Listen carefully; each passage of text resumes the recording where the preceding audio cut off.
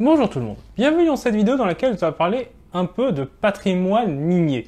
Et en fait surtout de l'évolution du rapport qu'on a eu avec le patrimoine minier. Parce qu'aujourd'hui celui-ci est perçu clairement comme du patrimoine, les vestiges de l'activité minière c'est vu comme du patrimoine, la mine, notamment l'activité minière de charbon, c'est quelque chose qu'on voit comme important dans notre histoire, au point qu'on ait plein de musées de la mine, qu'on ait aussi une politique de conservation du patrimoine minier, qu'on ait même des classements de certains éléments du patrimoine minier, notamment des terrils, mais aussi le classement à l'UNESCO des corons du Nord, donc ça en 2012, qui est quand même pas rien, quelque chose qui est classé à l'UNESCO, ça montre l'importance qu'aujourd'hui ça occupe. Cependant, ça a été loin d'être toujours le cas. Jusqu'aux années 70, même surtout jusqu'aux années 80, c'était pas le cas. Jusqu'à cette période-là, le patrimoine minier n'était pas vu comme du patrimoine. C'était des infrastructures utilitaires qui ont eu leur utilité pour pouvoir extraire le charbon, qui par la suite, certaines ont pu avoir d'autres utilités dans le cadre de politiques de reconversion, et ce qui leur permettait d'être conservées, mais lorsqu'elles n'avaient plus d'utilité, ça ne servait plus à rien, c'était détruit. C'est ce qui s'est passé donc dans les mines qui ont fermé avant les années 70 et surtout avant les années 80. Donc par exemple le cas à Champagnac où beaucoup de choses ont été détruites. Certaines choses ont été conservées, pas mal de choses ont été conservées, mais uniquement des choses qui pouvaient être réutilisées, transformées en logement ou réutilisées par d'autres industries, d'autres activités économiques. Et donc c'est surtout des bâtiments plus génériques, plus faciles à réemployer et pas des choses spécifiques à la mine, des hangars, des grands bâtiments, des ateliers. Mais tout ce qui est notamment chevalement et puits, alors ça, c'est démoli extrêmement rapidement. C'est des choses qui n'ont peu d'utilité après, qui n'entrent pas dans le cadre d'une reconversion et qui représentent un risque du fait de leur hauteur. Et du coup, en cas de non-entretien, ça peut tomber, ça peut se détruire et donc c'est dangereux ou coûteux. Et à ce moment-là, les mines, c'est quelque chose qui ne fait pas rêver. C'est une activité difficile, dangereuse, associée donc aux accidents, associée aussi à des luttes, à la souffrance ou à la maladie, à la silicose. Le charbon, c'est vu comme quelque chose d'assez sale. Et dans le même temps, c'est quelque chose qu'on ne voit pas encore comme devant disparaître. C'est quelque chose qui fait certes encore la fierté de ceux qui y travaillent, mais en dehors de ce monde, pas vraiment. Et vu que c'est quelque chose qui continue, qui est encore utilitaire, il n'y a pas vraiment de volonté de conserver ce patrimoine. Et ça va changer du coup dans les années 70, déjà avec un début de prise de conscience de l'existence d'un patrimoine industriel, dans un contexte de désindustrialisation, ce qui contribue au fait qu'on se dit, tiens, tout ça, toutes ces usines, tout ça qu'on voit, ces cheminées, ces machins, ces trucs, c'est plus uniquement quelque chose d'utilitaire, c'est quelque chose qui disparaît, qui va donc représenter un monde passé. Donc à partir de ce moment-là, déjà, c'est quelque chose d'important pour qu'on puisse y voir du patrimoine et vouloir le conserver. Alors ça a le cas en France, mais il y a des pays qui vont être plus en avance, notamment les Britanniques vont être en avance sur nous sur cette question-là.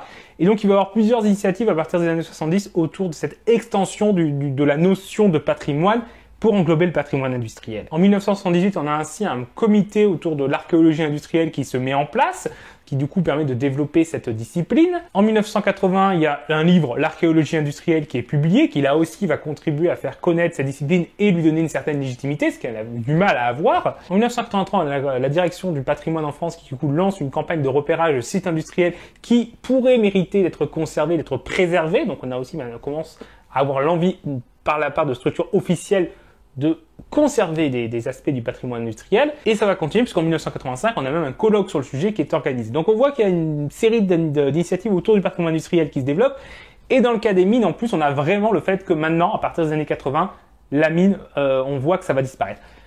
L'activité minière en France reculait. Déjà en 1948, on a la fin de la bataille du charbon, les décrets Lacoste, on commence à réduire les effectifs, mais on continue d'augmenter la production. On a quand même quelques mines qui commencent à fermer, la mine des Bois d'Asson en 1949 dans les Alpes, et des mines qui vont commencer à fermer dans les années 1950, en 1953 à Champlex dans le Cantal, et 1959 celle de Champagnac. À partir de 1960, c'est vraiment le tournant. Le plan Jeannet qui du coup officialise les fermetures de mines, prévoit de réduire la production et prévoit également du coup toutes des mesures pour organiser la reconversion des bassins miniers. Du coup, on commence à réfléchir à comment on organise la fermeture des mines parce que maintenant c'est décidé. Mais à ce moment-là, c'est décidé de fermer des mines, pas de faire disparaître l'activité minière en France. L'objectif du plan Jeannet, c'est de concentrer la production là où elle est plus rentable, de rationaliser, de moderniser l'activité minière en France pour lui permettre de survivre et d'être pérennisée. Bon, après, les mines vont continuer de fermer progressivement, mais on a encore des forts courants en France qui luttent contre la fermeture des mines. On a notamment François Mitterrand qui, dans sa campagne présidentielle de 1980, promet de lancer une politique de relance de l'activité charbonnière en France. Ce qu'il va commencer à faire après son élection, mais ça ne va pas durer. Et du coup, après 83, ça prend fin. Et là, c'est vraiment le clou sur le cercueil. L'hypothèse d'une relance de l'activité charbonnière en France, c'est terminé. Et donc maintenant, on réalise que l'activité charbonnière en France, ça va être terminé. Que d'ici 10, 20, 30 ans peut-être, ça va disparaître. Et donc dans ce contexte-là, on a une volonté à nouveau du coup de garder des traces de ce passé. Et ce qui va être un élément important pour différencier en fait ces deux préservations différentes, du coup de la préservation utilitaire à la préservation patrimoniale, c'est le chevalement. Le chevalement, c'est un objet typique de l'activité minière. C'est ce qui fait l'interface entre le fond et le jour. C'est par là qu'on descend, c'est par là qu'on remonte. C'est un objet qui est haut, enfin un bâtiment, une structure qui est en hauteur. Les chevalements métalliques faisaient plusieurs dizaines de mètres de hauteur. Donc ils s'érigent haut là en hauteur. Donc on les voit. Et donc, ils marquent le paysage et sont emblématiques. Donc, lorsqu'on va fermer du coup des mines à partir des années 80, depuis les années 90 puis jusqu'en 2004, on conserve un chevalement quasiment tout le temps. Il reste. Et souvent, c'est autour de là qu'on met en place souvent le musée, qu'on garde d'autres bâtiments autour pour y accueillir des musées ou en garder des vestiges.